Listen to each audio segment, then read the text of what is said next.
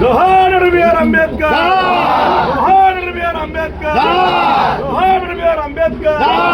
జిల్లాల అంబేద్కర్ ఆలోచన విధానం, జిల్లాల అంబేద్కర్ ఆలోచన విధానం.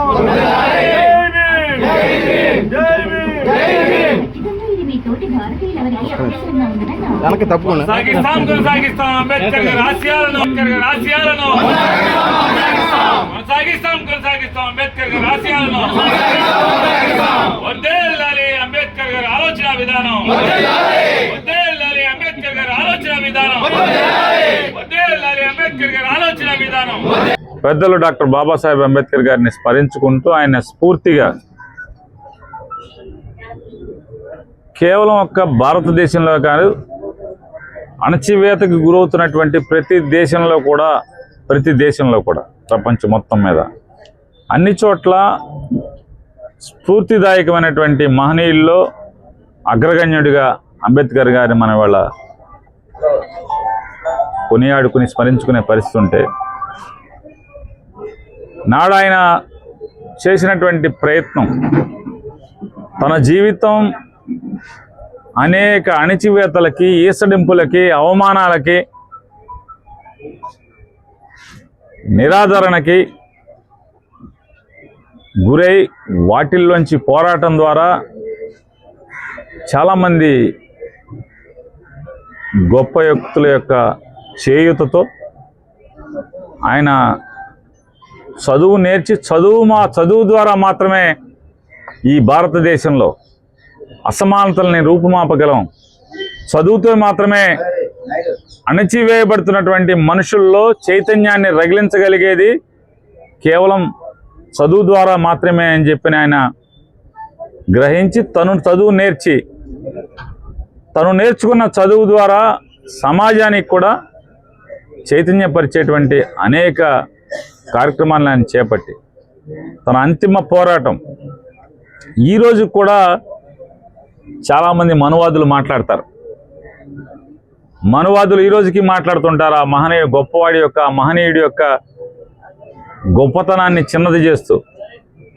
ఎవరే అంబేద్కర్, 30 మంది రాజ్యాంగం రాసినలో ఒకడే అంబేద్కర్ అంటారు.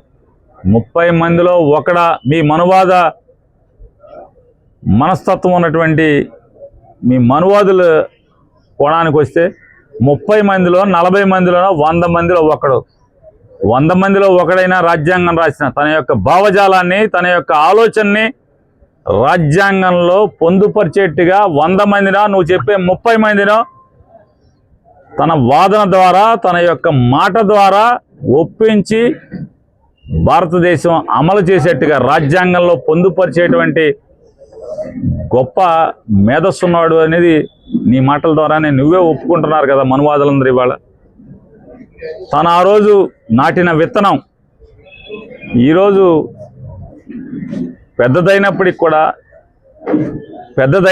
కూడా అది వృక్షమైనప్పటికి కూడా ఏ పరిస్థితుల్లో కూడా అంటే పైకి అంతా మేడిపండు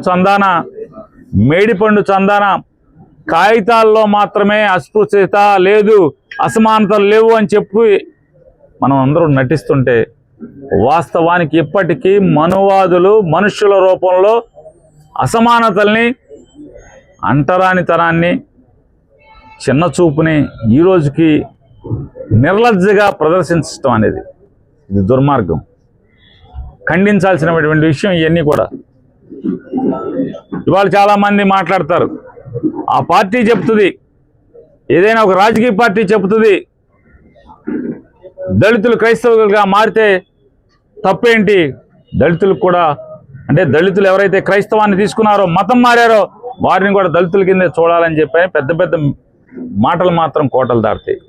కానీ వారి జెండా మోసేవాళ్ళు మాత్రం మతం మారితే కులం ఎట్లా మారదు, రిజర్వేషన్ పోవాల్సిందే మతం మారితే అని చెప్పని నిర్లజ్జగా బహిరంగంగా మాట్లాడతారు. ఆ పార్టీ ఖండించదు, ఆ నాయకులు ఖండించరు, అతన్ని సస్పెండ్ చేయరు, కనీసం షోకాజ్ నోటీస్ ఇవ్వరు. మన పార్టీ సిద్ధాంతానికి లేదా మన పార్టీ గట్టిగా ఏదైతే స్లోగన్ ఇస్తున్నామో ఆ స్లోగన్కి వ్యతిరేకంగా ఎమ్మెల్యేలే మాట్లాడుతుంటే మరి అదేం నాయకత్వం మనకు అర్థం కాదు. అదే నీ పార్టీ సిద్ధాంతం, నువ్వు పార్టీ స్లోగను ఏం చెప్పారు మీరు? అసెంబ్లీలో తీర్మానం ఏం చేశారు? రాజశేఖర రెడ్డి గారు చేశారు, జగన్ గారు చేశారు, చంద్రబాబు నాయుడు గారు చేశారు. మరి అందరూ అసెంబ్లీలో తీర్మానం చేసి మతం మారినంత మాత్రాన కులం మారకూడదు, ఈ అసమానతలు ఉండకూడదని చెప్పి మనం మాట్లాడి మతం ఎందుకు మారారు? నిర్లక్ష్యానికి గురి కాబడి, గుళ్ళోకి రానివ్వకపోవటం వల్ల, ఆంక్షల వల్ల, దేవుణ్ణి దూరంగా పెట్టడం వల్ల. అందుకే కదా ఇవాళ మారినటువంటి, మనసు మార్చుకున్నటువంటి, తప్పుని గ్రహించినటువంటి హైందవవాదులందరూ కూడా దేవుణ్ణి అన్ని చోట్లకి తీసుకెళ్ళాలి, దళిత వాళ్ళలోకి తీసుకెళ్ళాలి, వెనుకబడిన కులాలు ఉన్న చోటకి తీసుకెళ్ళాలి అని చెప్పి రాజశేఖర రెడ్డి గారు మొదలుపెట్టింది. వెంకటేశ్వర స్వామిని దళిత గోవిందం అనేవో లేకపోతే మత్స్యకారుల దగ్గరకో దేవుడి యొక్క మూర్తుల్ని తీసుకెళ్ళి దేవుడు మీ మనందరి సొంతం అని చెప్పారు. కానీ ఈ రోజున మళ్ళీ మొదటకొచ్చే పరిస్థితులు ఉన్నాయి. అంబేద్కర్ గారు బోధనలన్నీ కూడా ఇవాళ ఈ కుహానా రాజకీయ నాయకుల వల్ల, కుహానా అసమానతలు లేనటువంటి నాయకులుగా చెప్పుకున్నటువంటి వీళ్ళ ఇలా బుద్ధుల్ని మనం చూస్తున్నాం.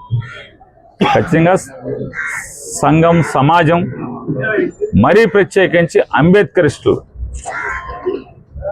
నోరు తెరవాల్సిన అవసరం ఉంది. కేవలం ఒకరో ఇద్దరో వ్యక్తులు మాత్రమే మాట్లాడితే సరిపోదు.